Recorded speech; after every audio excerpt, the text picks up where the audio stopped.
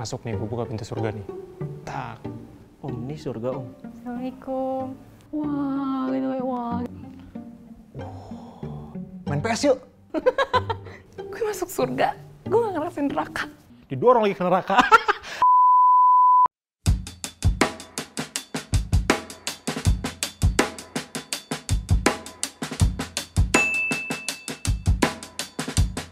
Chapter 8, tema surga, satu, teks 1. Masuk surga, masuk surga.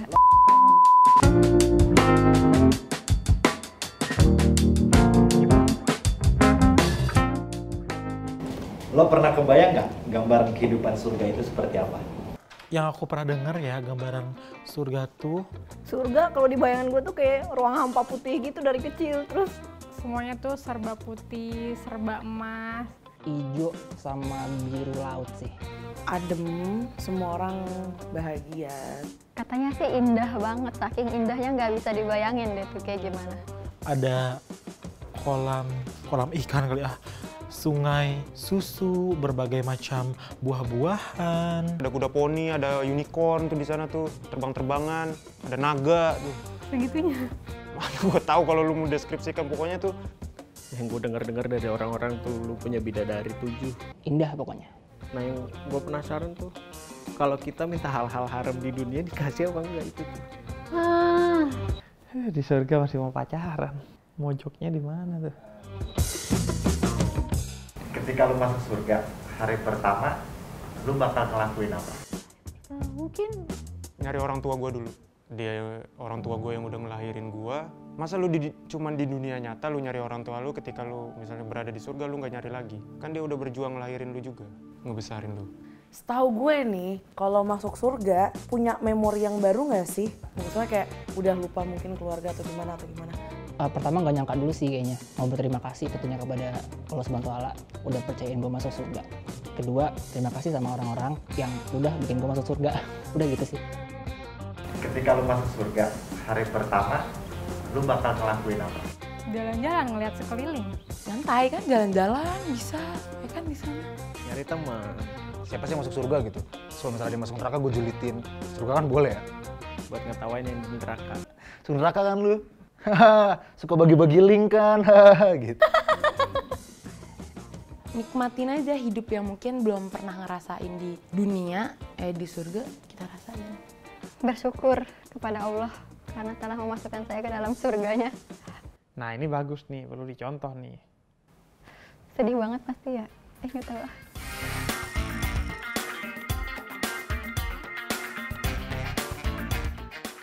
Surga dunia ada nggak sih? Surga dunia Ada. Ada. Ada? Kata orang-orang sih surga dunia itu kalau Malam pertama. Wah, surga dunia. Ih takut banget. Itu surga dunia bukan? hyperbola banget gak sih? Gak ada sih surga dunia, tapi itu cuman kayak imbuhan yang lumayan hiperbola aja. Gue belajar dari agama gue, Surga dunia itu di bawah telapak kaki ibu. Boleh dong lo peragain ketika lo saat masuk pintu surga. Gue bayanginnya tuh kayak di awan gitu. Terus ada rumah-rumah awan, taman. Pokoknya semuanya cerah. Di depan tuh pasti ada yang jaga kan. Nanya, Om ini surga om, serius saya masuk surga nih. Gak boleh ke neraka aja. Saya neraka nih. didorong lagi ke neraka. Astagfirullahaladzim, ya Allah, astagfirullah, Rudi, amit-amit. Absen dulu nih sama malaikat Ridwan. Ada namanya. Masuk nih, gue buka pintu surga nih. Tak. Assalamualaikum. Wah, gitu ya, wah. Ada bidadari langsung muncul nih, nyambut gue. Gue masuk surga, gue gak ngerasain neraka. Ekspresi orang surga. Assalamualaikum malaikat. Izin masuk ya. Gitu. Bukan nih. Main PS yuk. Pertama kali pasti gue langsung main PS sama temen gue misalnya. Dia berdoa buat dia menang, gue berdoa buat gue menang. Siapa yang dimenangin? Bingung kan lo? ketahuan nggak kebayang. Lo pantas gak sih masuk surga? Sulit sekali saya jawab itu. Pantes sih. Dia aja dulu. Pantes aja deh, maksain aja dulu. Pantes lah, gila kali lu, masa gue nggak pantas masuk surga? Tampang gue udah tampang anak baik-baik, ngelakuin hal baik tiap hari. Mana ada gue marah-marah udah nggak lagi gue. Udah tobat gue sekarang, pantes banget gue masuk surga. Kalau bisa sekarang masuk surga gue nih. Lo pantas gak sih masuk surga? Insya Allah atas ridho Allah. Belum. Belum pantas lagi. Karena belum sepenuhnya menjalankan perintah yang maha kuasa. Masih insecure sih, kayaknya aku belum pantas deh untuk masuk surga. Kayak Rena masih jadi bayi. Tapi nggak mau masuk neraka juga, tapi mau masuk surga.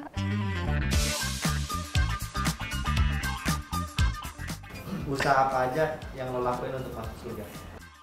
Belajar sholat, belajar agama. Salat 5 waktu. Baik sama orang, Rajin sholat, ibadah, apa segala macam, berdoa. ngurang-ngurangin hal-hal buruk. Terus si amal jariah. Malamnya dugem. Mengejar akhirat dengan beribadah itu kan, mengejar amalan-amalan soleh seperti itu. Ya secara nggak langsung sih, ya beribadah buat masuk surga ya. Mengharap ridho Allah supaya masuk surga. Jalanin yang udah dijalanin dan tetap ngejauhin yang dilarang sama Allah Subhanahu wa Ta'ala. Kalau lo cuma punya 3 tiket surga nih, lo kira-kira ngajak siapa? 3 aja. 3 aja nih. Oh cuma 3 doang, pelit banget. Gua dan kedua orang tua gua. Kayaknya nggak bisa hidup tanpa dua-duanya. Keluarga dan teman-teman. Nah, 3. 3 kan? Kalau anaknya 2, laki gue ntaran aja, anak gue aja dulu. Kalau anaknya 3, ya udah gue aja deh, yang 2-nya gue jual. Boleh ngajak lu nggak? Pengen banget lu. Ya tuh, orang tua, include gue. Di, kakak gue kemanain? Ya, nggak dapet tiket. Mama, bapaknya, adik. Ya. Iya, habisnya tiketnya. Assalamualaikum warahmatullahi wabarakatuh. Sobat religi, surga, gimana gambaran surga itu? Tidak ada orang yang bisa sekedar membayangkan. Sekedar membayangkan sekalipun itu tidak bisa.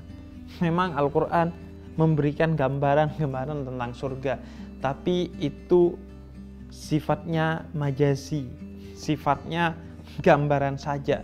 Tapi sebenarnya surga itu seperti apa? Tidak ada yang bisa membayangkan. Sebagaimana kata Nabi dalam salah satu hadis riwayat Imam Bukhari, Nabi katakan ketika berbicara tentang surga, la ainun ra'at wala udunun sami'at wala khadara ala qalbi bashar. Surga itu tidak bisa kita lihat keindahannya seperti apa, tidak bisa kita dengarkan bagaimana keindahannya, bahkan hati kita tidak bisa merasakan karena saking indahnya surga itu. Karena itu setiap orang mengejar-ngejar surga, dan itu sah-sah saja. Jadi lantaran lu masuk surga itu, kata Nabi, bukan utamanya karena amal lu, tapi karena amal lu yang mengetuk pintu rahmat Allah. Sehingga Allah nganggep, lu pantas nih masuk surga, akhirnya dimasukin ke surga.